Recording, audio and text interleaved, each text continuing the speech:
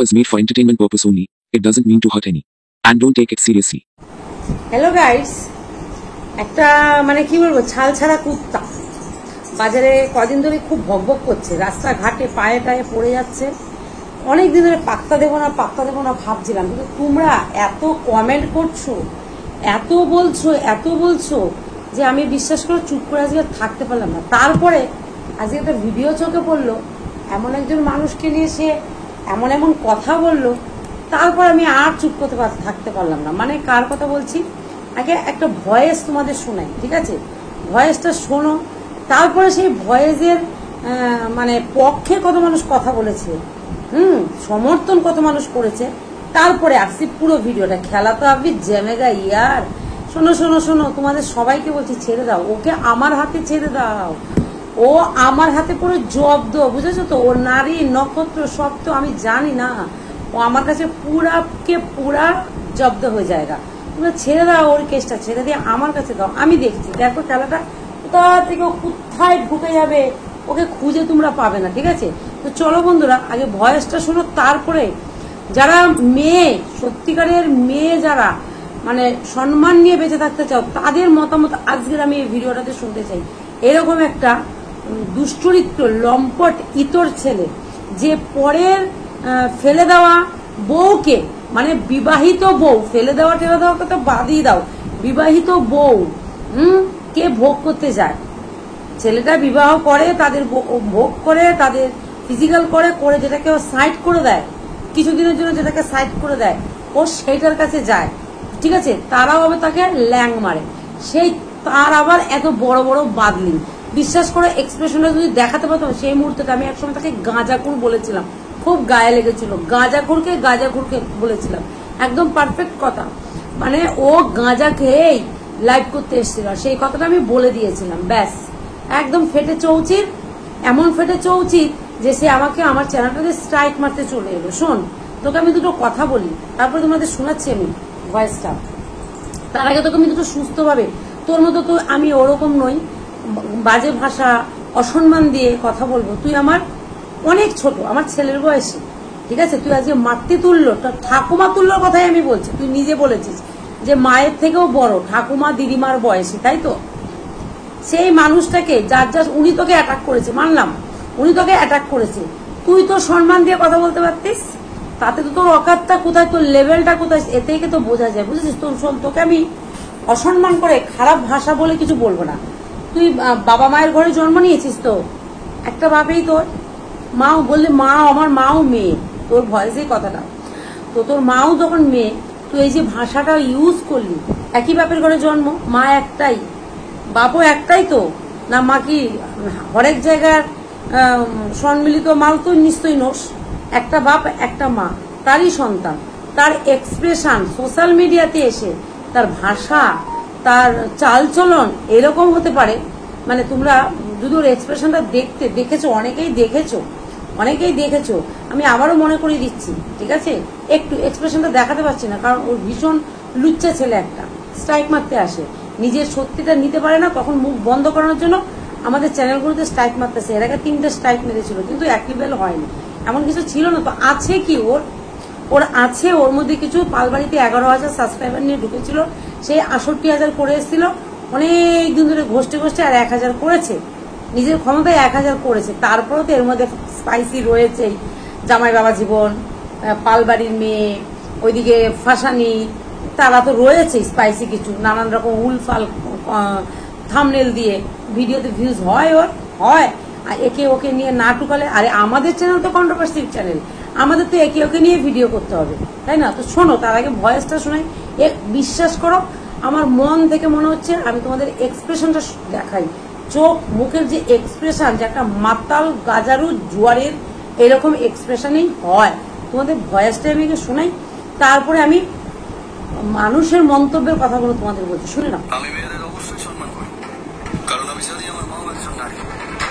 তবে সম্মান মেয়েদের করা হয়, 37টা প্রেম করা ব্রেন্ডি কেন? উফ, এই জায়গাটা যদি তোমাদের দেখাতে পারতাম মিয়ার, একদম তোমরা বুঝতে পারতে। কি বললো? মেয়েদের সম্মান আমি অবশ্যই করি, কিন্তু 37টা প্রেম করা রেন্ডিকা নয়। এই তাহলে 37টা প্রেম করা মেয়ে যদি রেন্ডি হয়, তাহলে 37টা প্রেম করা ছেলেকে কি বলে? র্যান্ডা বলা হয়। আমি বলছি না, আমি শোনাচ্ছি তোমাদের, আমি বলছি না, তাকে র্যান্ডা বলা। তুই গেছিলিস কেন 37টা প্রেম করা মেয়ের কাছে? তোকে ডেকেছিল কুত্তার মতো লেলে করতে করতে গেছিলিস কেন? কারণ তোর ওই 37টা প্রেম করা মেয়ে রেন্ডি, তাও তোকে ওরা পাত্তা দেয়নি। তুই এতটাই পবিত্র ছেলে। চলো তারপর একটা শোনো, খেলা তো আমি বাকি। ব্রেন্ডিকে নয়, তবে সম্মান মেয়েদের করা হয়। 37টা প্রেম করা ব্রেন্ডিকে নয়। এই সময়টা যদি তোমাদের দেখাতে পারতাম না, এই সময়টা যদি তোমাদের দেখাতে পারতাম এক্সপ্রেশনটা, তাহলে তোমরা সত্যি। তারপরে কথাগুলো তোমাদের বলি, আমি তো দেবই আজকে। তার আগে কিছু মানুষের মানে 120টার উপরে কমেন্ট, মানুষ পুরো ধুয়ে দিয়েছে। 120টার মধ্যে 120টা কমেন্টেই প্রায় একদম ওকে ছেঁচে দিয়েছে। আচ্ছা, 37টা প্রেম করা মেয়েদের র্যান্ডি বললে, তাহলে 37টা প্রেম করা ছেলেদের র্যান্ডা বলে? আচ্ছা, লোকের বউ নিয়ে প্রেম করে তাহলে তোকে কি বলে? রেন্ডু, তুই 37টা প্রেম করা মেয়ের কাছে গেছিলে কেন রেন্ডু? আঙ্গুর ফল টক, গল্পটার মতো অবস্থা, একদম পারফেক্ট। আঙ্গুর ফল খেতে না পারলে কি বলা হয়? টক। কারণ ও চেষ্টা করেছিল দুটোই রেন্ডি, ওর ভাষাতে রেন্ডিকে উপভোগ করতে চেয়েছিল, অথচ সেই রেন্ডিগুলি জোড়া পায়ের মুখে পুরো লাথি মেরেছে। যার ব্রেকআপ হয় সেই মালটা ঠিক তার কাছে পৌঁছে যায়। তাহলে তুই কি? একদম যার ব্রেকআপ হয়, ও ব্রেকআপ করা মালগুলোর কাছে পৌঁছে। আজ মনে হচ্ছে তুইও ড্যাশের মতো মাতাল মনে হচ্ছে। মাতাল অনেকদিন ধরেই ও। আমার মনে হচ্ছে, আরেকজন বলছে, আমার মনে হয় তুই শুধু বাড়িতে ভালো, বাট বাইরে তুইও রেন্ডির কাছেই যাস। একদম তোমার হাসিটা পুরো শয়তানি হাসি।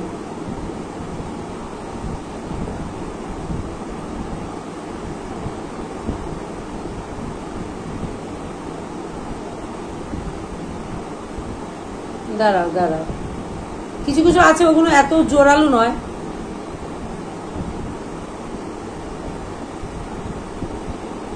হ্যাঁ, এখনো কত সম্মান করিস সেটা দেখাই যাচ্ছে। মেয়েরা পাত্তা দেয় না কেন জানি, ছেলেটা তাদের ওয়ার্ড। এই অনেক বড় বড় কমেন্ট।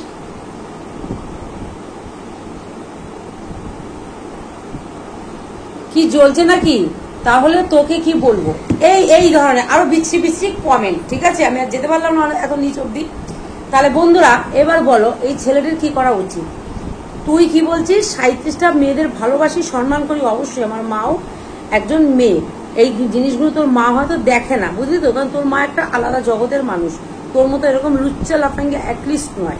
কিন্তু তোর নিয়ারেস্ট কেউ তো দেখে, তোর নিয়ারেস্ট কেউ তো দেখে। এই যে তুই ভাষাটা ইউজ করলি না, এই যে দিলে এক গ্লাস এরকম মদের বোতল নিয়ে গ্লাস ঢালছে, খাচ্ছে, আর এই শর্ট ভিডিওটা করেছে 3 মাস আগের ভিডিও।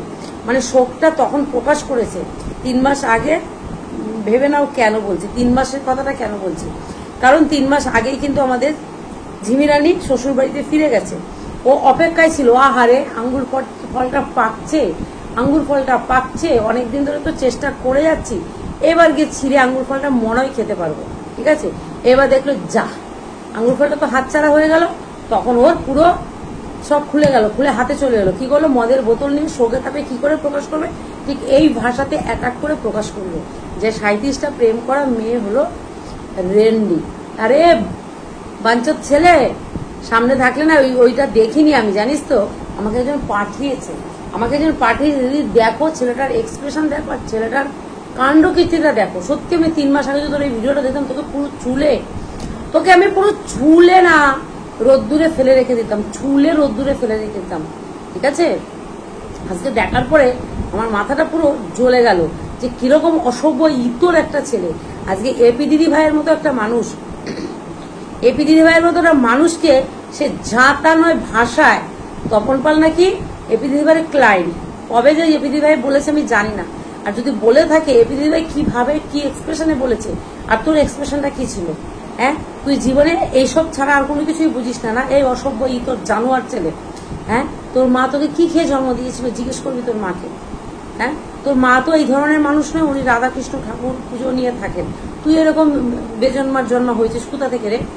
তুই এরকম বেজন্মার জন্ম কোথা থেকে হয়েছিস? আর 100 টাকার প্রমাণ, 100 টাকার প্রমাণ কতবার দেবো রে? কতবার দেবো? নিসনি গেঞ্জি, নিসনি চুরি করে, প্যান্ট নিসনি, বারমুন্ডা প্যান্ট চুরি করে নিসনি, তপন পালের পকেট থেকে 500 টাকা নিসনি। হ্যাঁ, হাত খেতে আসিসনি ওদের বাড়িতে হ্যাংলার মতো বলতে পারবি? ঘুরতে যেতিস ঝিমিকে নিয়ে, ঘুরতে যেতিস, খরচা করছিস 1 পয়সাও? চাটা খেতিস, কফিটা খেতিস রেস্টুরেন্টে বসে, ধাবায় বসে, সেটাও ঝিমিকে দিতে হতো। তুই চুপ করে বসে খেয়ে দিয়ে উঠে চলে আসতিস। এই আবার বড় বড় বাদলিং মারছিস, আছে পকেটের জোর?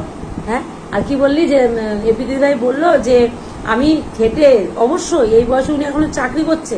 নিজে তো বললি যে মায়ের থেকেও দিদা ঠাকুমার মতো বয়সী, জানো না কাকে কিরকম সম্মান করতে হয় ছোট বয়সে? তোর থেকে, তোর মতো ছেলের থেকে সম্মান, আই ডোন্ট, তোর থেকে সম্মান নেওয়াটা মানে একদম কি বলবো যখন, তোর তো নিজেরই কোনো রুচির ঠিক নেই। তাহলে তুই যখন এপি দিদিভাইকে বলতে পারিস তপন পাল তার ক্লায়েন্ট খারাপ ইঙ্গিত করে, ক্লায়েন্ট কথাটা খারাপ নয়, কিন্তু ক্লায়েন্ট কথাটা কোথায় কিভাবে বসাবো সেটার উপরে নির্ভর করে ভাষাটার তারতম্যটা, ভাষাটার মানেটা। ঠিক আছে, আজকে তুই একটা খারাপ ইঙ্গিত করেই বললি কিন্তু যে এপি দিদিভাইয়ের ক্লায়েন্ট হলো গিয়ে পালবাড়ির কর্তা। আচ্ছা, এপি দিদিভাইয়ের সাথে আমি যদ্দূর জানি এপি দিদিভাইয়ের সাথে ওর দেখা তো দূরের কথা, সেরকম ভাবে হয়তো কথাও হয়নি, আমি যদ্দূর জানি। হ্যাঁ, আর তোর সাথে তাহলে তোর দিদির, তাহলে এইভাবেই তোকে বলতে লাগে, আমি বিশ্বাস কর বলতে চাইনি। অনেক শুনতে পাচ্ছি ওয়াইটিতে অনেক শুনতে পাচ্ছি যে তুই নাকি তোর দিদির সাথে রিলেশন আছে, দিদির মাম খাস। শুনেছি কথাগুলো, আদৌ সত্যি মিথ্যা আমি জানি না, ঠিক আছে, কিন্তু কথাগুলো শুনেছি। তাহলে ওইগুলোকেও ধরে নিতে হয় যে সত্যি, তাহলে এগুলোকেও সত্যি বলে ধরে নিতে হয়। চুপ করেছিলাম, বিশ্বাস কর। ভীষণ লাফালাফি করছিস, কেন এত বাড়াবাড়ি করছিস? তুই কেন এগুলোর মধ্যে এসে পড়ছিস? তুই কেন এসব ব্যাপারগুলো নিয়ে এত নাড়ানি করছিস? তুই তোর মতো করে কাজ কর, কেন এগুলোর মধ্যে ঢুকছিস? কেন তুই এই কন্ট্রোভার্সি ক্রিয়েটার দেখে মানে তুই টানছিস? তুই জানিস তো কন্ট্রোভার্সি ক্রিয়েটারটা কত দূর কত কি করতে পারে? দেখে নিয়েছিস তো, দেখেছিস তোর ভাইয়ের হালাত, দেখেছিস তো, দেখে নিয়েছিস। এরপরে তো শিক্ষা হচ্ছে না, আবার কি বলছিস প্রমাণ দে। তুই প্রমাণ কিসের লিখে দেবো? কে তুই? কোন হরুদাস? তুই কোন হরু? তুই হনু কোন? তুই কোথাকার হরিদাস? তুই যে তোকে লিখিতে দেবে তারপর তুই প্রমাণ দিবি? দে, তোর কাছে কি প্রমাণ আছে? চল, ওই গ্রুপে তো আমিও একজন, তোকে আমি বলছি দে কি প্রমাণ আছে, আমরা দেখতে চাই। দে কি প্রমাণ আছে, সব আমি জানি। ওই মুহূর্তের থেকে আমি ছিলাম ওখানটায়, ঠিক আছে? আর কেউ থাকুক না থাকুক, আমি ওই মুহূর্ত থেকে, তুই যে মুহূর্তে এসেছিলিস সেই মুহূর্ত থেকে শেষ অব্দি আমি ছিলাম। মনে আছে তো আমি যে ছিলাম? তোর মনে আছে তো? তোকে অনেক বুদ্ধিও দিয়েছিলাম, মনে আছে তো? কথাগুলো আছে তো মনে? অনেক কথা আছে, অনেক কথা আছে, অনেক। আমার কাছে না এরকম চৌতা রেকর্ডিং আছে, চৌতা কথা আছে, ঠিক আছে? কিন্তু না, তোর মতো ওরকম না, বলবো না লিখিত দাও আমি তারপরে দেবো মার্কেটে দিয়ে ইনকাম করবো না, এরকম মেন্টালিটি নেই। তোকে ভিডিও টু ভিডিও আমি অ্যান্সারটা দিতে এলাম, ভিডিওর বাইরে একটা কথাও বলিনি, ঠিক আছে? তুই যে কথাগুলো বলে গেলি সেই কথাগুলো বললাম। হ্যাঁ, এখনো সময় আছে, নিজের মতো নিজে বাঁচ, নিজের মতো নিজে ইয়েতে কাজ কর। আমরা কন্ট্রোভার্সি ক্রিয়েটার, আমরা সবকিছু দিক নিয়ে কাজ করব, সেটা তোকে দেখতে হবে না, ঠিক আছে? তোকে সেটা দেখতে হবে না, কার চামড়া ঝুলে গেছে, কার কে বয়স হয়ে গেছে, কে 18 ঘন্টা ইউটিউবে লাইভ করে কামাচ্ছে, না সে অফিস করে কামাচ্ছে, সেগুলো তোকে দেখতে হবে না, ঠিক আছে? সেগুলো দেখার জন্য অনেক মানুষ আছে। তুই তোর চক্রায় তেল দে, তুই তোর চক্রাটায় তেল দে। এরপরে আগে কিন্তু ভালো সুস্থ সুন্দরভাবে বুঝিয়ে গেলাম, ঠিক আছে? সুস্থ সুন্দরভাবে বুঝিয়ে গেলাম, একটা কথাও কিন্তু ভিডিও ছাড়া বলিনি। আর পরে যদি আসতে হয় তোকে নিয়ে, বিশ্বাস কর তোকে পুরো একদম ওই যে ছাল ছাড়িয়ে কি করব, 3 মাস আগে করতাম, এটা এখন করব। বিশ্বাস কর, সত্যি কথাতে তোর ছালটা ছাড়িয়ে রোদে দিয়ে রেখে দেবো তোকে, আর কিচ্ছু করবো না, আর কিচ্ছু করবো না। ছটপট করবি এমনি তো। এখন যা তাপ গরম, এখন যা তাপ রোদ, এখন যা রোদের যা প্রখর তাপ, বেশিক্ষণ লাগবে না তো সবকিছু শুকিয়ে যেতে, তো চরবেরানি বেরিয়ে যাবে। মেয়ে ছেলে গিরি বন্ধ কর, ছেলে হয়ে ছেলের মতো পুরুষের মতো পুরুষ হয়ে বাঁচ, ঠিক আছে? পুরুষ হয়ে বাঁচার চেষ্টা কর।